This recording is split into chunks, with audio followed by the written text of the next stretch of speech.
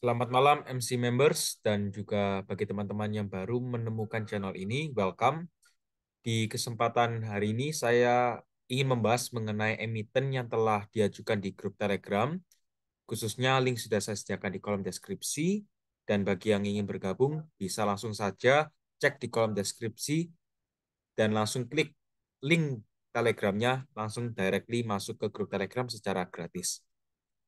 Dan juga bisa diingat bahwa hasil analisa saya tetap disclaimer on, tetap perlu dianalisa kembali. Dan juga bagi yang belum follow Instagram saya, bisa langsung saja follow Instagram saya dengan username MC Saham. Dan juga Telegram saya, link sudah saya sediakan di kolom deskripsi. Jangan lupa untuk klik notifikasinya untuk mendapatkan notifikasi terbaru dari channel ini. Dan juga bagi teman-teman yang belum klik tombol subscribe, bisa tolong supportnya untuk diklik ya tombol subscribe-nya. Kita mulai ke pembahasannya untuk EXL. Hari ini Excel closing di harga 2270 dengan persentase minus 0,44%. Kelihatan jelas sekali bahwa Excel masih dalam fase sideways. Nih. Ya, ini kelihatan jelas sekali ya bahwa memang Excel ini masih dalam fase sideways tuh. Range-nya di harga 2230 hingga 2350. Perhatikan label yang berwarna biru ini. Ya, itu jadi range daripada Excel. Lalu di mana targetnya Excel? Kalau memang teman-teman perhatikan nanti bisa dapat di area kotak bunga ini jauh lebih bagus ya. Jadi targetnya 1880, 2030 di arah sanaan. Ya, itu yang pertama. Lalu yang kedua juga bisa seperti ini. Nah, tunggu di garis trendline ini.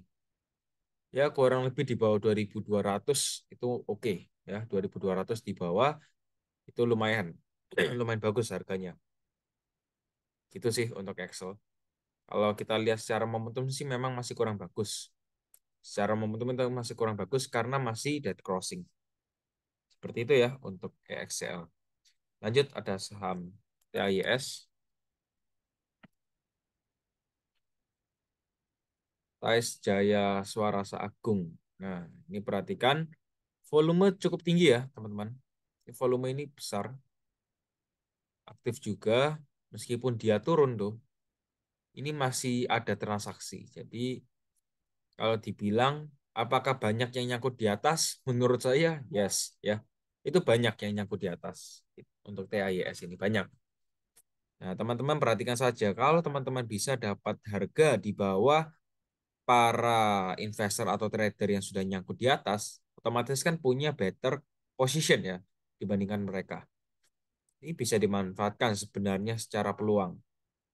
Tapi tetap ya, ini tetap berbahaya saham ini.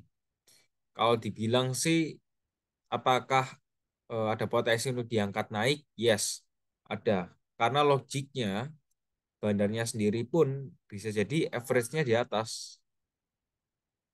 Ya, itu bisa jadi. Ini ada support di 252, untuk resistnya di 350. Kalau memang dia rebound minimal ya, reboundnya itu nggak nanggung-nanggung. Bukan 5%, 3%, bukan. Seharusnya di atas 10%. Kalau memang rebound ya. Nah, contohnya seperti ini, tanggal 21 Februari. Candle ini 10% persis ya. Tuh. Ya, jadi dimanfaatkan saja momentumnya untuk TAYS ini. Lanjut, di sini ada saham WIRG. Nah, untuk WIR Asia, teman-teman perhatikan, secara momentum di sini terlihat berpotensi untuk terjadi golden crossing di mana bagus ya. Secara momentum itu bagus. Dan kelihatan jelas sekali bahwa adanya rejection di 0,382. Kalau memang 0,382 ini benar menunjukkan adanya rejection, berarti bagus potensinya untuk BIRG sendiri. Tapi jangan lupa, ternyata setelah membuat pantulan tersebut, malah candle ini dijadikan sebagai candle inside bar. Jadi supportnya sendiri di harga 160, resistnya di 183. Ini menjadi pola inside bar. Ya, candlestick inside bar. Jadi kita tunggu saja apakah dia akan breakout resist atau support. Karena begitu dia breakout resist, targetnya langsung ke 212.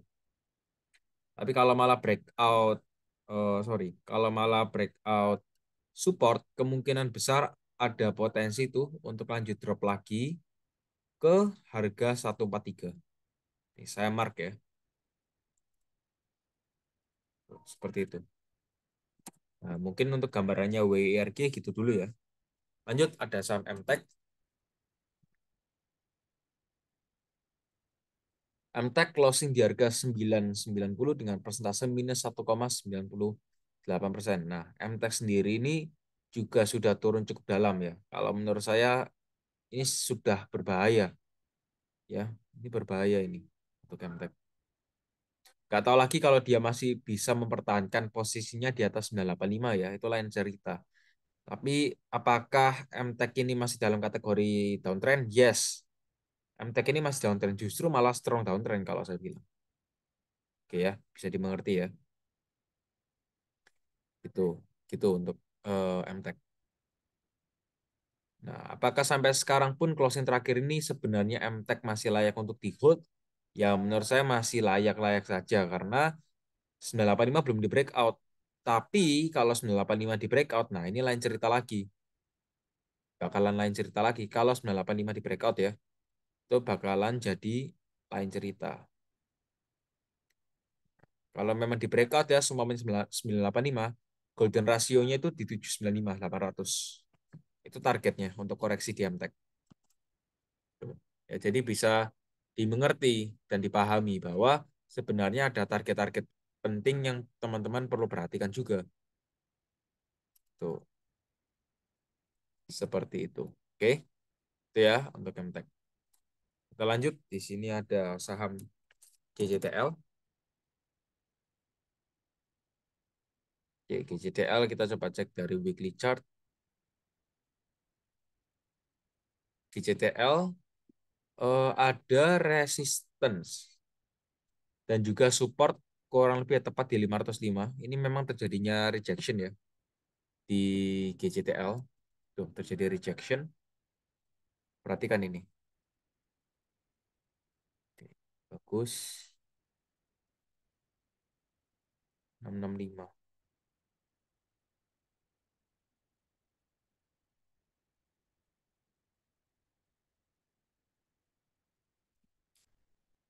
Nah, 645 hingga 665 ini merupakan target untuk GJTL sebenarnya. Sorry, 645 ya. Jadi 645 hingga 665, sorry, itu merupakan target di GJTL. Ini dari weekly chart ya. Itu targetnya. Jadi sebelum dia lanjut turun, at least itu akan mengenai target tersebut. Dan memang sudah terkena ini. 13 Februari ini sudah terkena. Kita cek daily chart. Nah, ini sudah mulai ada kepantulan ya. Nah, kuncinya di GJTL, kalau teman-teman masih mau hold, nggak apa-apa di hold selama harganya bertahan di atas 605. Nggak apa-apa, boleh di hold. Ya, boleh di hold. Tapi kalau memang harganya sudah breakout 605, boleh lepas. Menurut saya ini masih ada potensi untuk lanjut naik karena secara momentum ini kelihatannya ada potensi golden crossing. Golden crossing targetnya di 645 dan 665. Itu ya, ke GJTL. Lanjut, ada saham BRIS. BRIS kemarin auto reject bawah. Dan hari ini pun juga sempat di bawah turun ke harga 1480. Ya. Hari ini plus 2,5%. Volume untuk transaksi hari ini juga lumayan besar ya. Ini volumenya besar dan membuat ekor panjang hari ini untuk BRIS. Nah, sekarang kita coba ukur tuh dari Fibonacci. Nih, sudah saya ekspektasikan ya, teman-teman bisa cek di video sebelumnya. Ini sudah saya tandai. 1480 hingga 1505 ini merupakan target koreksi di BRIS ya. Ini sudah saya katakan. Ini merupakan target koreksi di BRIS. Dan memang benar 1480, 1480 dan 1505 sudah berhasil dihit dan bahkan hari ini nilai terendahnya di BRIS itu di harga 1480. Kalau teman-teman perhatikan seharusnya sudah floating profit. Ya, tapi nggak tahu lagi. Lain kasus kalau teman-teman nggak lihat video saya sebelumnya. Oke. Jadi untuk BRIS kalau diperhatikan secara Fibonacci tuh 1480 sudah berhasil dihit ya. Nah, sekarang sudah berhasil dihit dan rebound. Sekarang kita berbicara target. Targetnya untuk bridge itu bisa di 19.10. Jadi saya sediakan satu target dulu ya untuk bridge bertahap. Oke, itu yang perlu dicatat. Lanjut, di sini ada saham Sido. Sido ini naik terus harganya di harga 880. Tuh, ya, ini naik terus dan bagus ya, bagus. Bagus ini. Coba cek weekly chart. Oke. Di poin berapakah Sido koreksi? Kita coba cek. Hmm, rasa. Oke. Ada minimum ada minimum dan maksimal rebound. Ya, 900 ini maksimal seharusnya. Kalau bisa lanjut naik ya mungkin akan adanya koreksi terlebih dahulu. Oke. Jadi untuk Sido ya, kemungkinan besar akan lanjut naik dulu ke 900. Dan kalau memang turun, kalau mau naik lagi ya kemungkinan harganya akan koreksi dulu ke 790 baru naik. Jadi kemungkinan polanya seperti ini. Tuh, gitu ya untuk Sido. Semoga saja bermanfaat. Apakah ada potensi untuk lanjut naik terus tanpa koreksi? Ya tentu saja bisa. Depends ya. Lanjut, di sini ada saham Cepin. Oke, kita cek dari weekly chart. Untuk Cepin, perhatikan hari ini closing di harga 5.700 dengan persentase minus 1,72%. Nah, ini secara weekly chart menunjukkan secara stokastiknya itu masih mengarah ke bawah dan sudah bertempetan. Kalau memang ini golden crossing ya, bagus berarti potensinya. Ini saya lihat ada garis trend line. Teman-teman perhatikan. Tuh, kelihatan jelas ya. Ada trend line di sana. Minor trend line. Oke ya. Oke.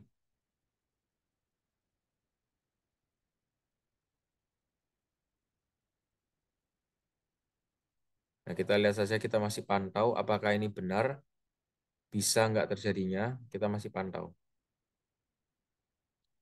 Oke, kita masih pantau di sini.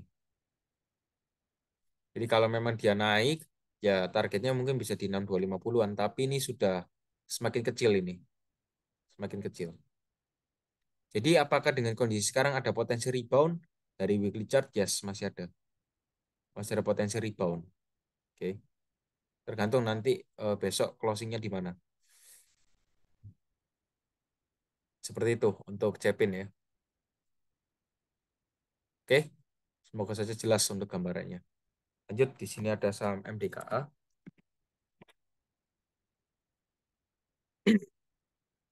MDK,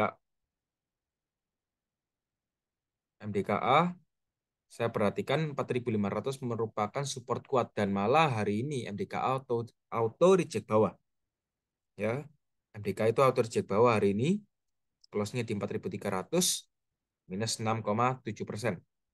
4.500 breakout. Nah, lalu seterusnya bagaimana? Selanjutnya bagaimana? What next untuk MDKA? Perhatikan trend line ini, ya. Ini kan ada garis, sudah saya gambar garis tipis ini. Ini bisa dijadikan sebagai titik support di MDKA. Bisa dijadikan sebagai titik support. Kalau kita lihat, titik supportnya bisa jadi di 6250, 6240 di area sanaan. Tapi ingat, volume hari ini juga cukup tinggi. Dan apakah ada potensi besar di MDKA? Seharusnya ada, ya lumayan besar. Karena trendline ini sudah berhasil ke hit ya, satu, dua. Kemungkinan ada potensi untuk ke hit lagi. Ya, jadi banyak skenario-nya. Bisa jadi seperti ini, lalu mantul. Bisa, itu bisa. Meskipun harinya auto reject bawah, hal itu bisa jadi terjadi. Ya, ini tetap harus dipantau karena secara oscillator momentum ini masih belum menunjukkan adanya golden crossing. Ini harus tetap dipantau, ya. Atau nanti bisa jadi harganya itu drop ya, drop lalu membuat seperti ekor, lalu harganya naik lagi itu bisa. Jadi tetap harus dipantau untuk MDKA. Bisa watchlist ya untuk MDKA. Oke, gitu dulu untuk MDKA. Lanjut ada saham Adro. Adro closing di harga 2.900 dengan persentase plus 1,75%. Nah, Adro ini masih sideways kalau saya lihat. Range sideways-nya di 2730 hingga 2.940. Ini range sideways-nya. Tapi secara momentum, oke, teman-teman perhatikan, eh, secara momentum di sini ada potensi golden crossing. Jadi kalau memang dia golden crossing, targetnya di 3260 ya. Itu targetnya. Nah, targetnya di 3260. Oke, untuk Adro. Tapi kalau saya perhatikan ya, saya tunggu dulu lah. Ini saya tunggu dia koreksi lebih dalam lagi baru saya serok. Untuk sekarang masih belum. Ya, itu masih belum. Untuk sekarang ya, itu masih belum. Targetnya sih masih sama sih. 3750-an. Kalau bisa dikasih harga di 2.500 ya itu lumayan bagus. Ya, semoga saja bisa lebih turun ya, Adro. Itu. Itu untuk Adro. Lanjut ada saham BRMS. Oke, BRMS closing di harga 162 dengan persentase minus 1,22%. Untuk BRMS, perhatikan closing hari ini di 162. Kotak ungu ini merupakan demand area 159 hingga 162. Jadi otomatis ini bisa dijadikan sebagai titik acuan untuk beli. Kalau teman-teman mau averaging down juga bisa. Nah, ini key point ya, penting ini. Harus dicatat.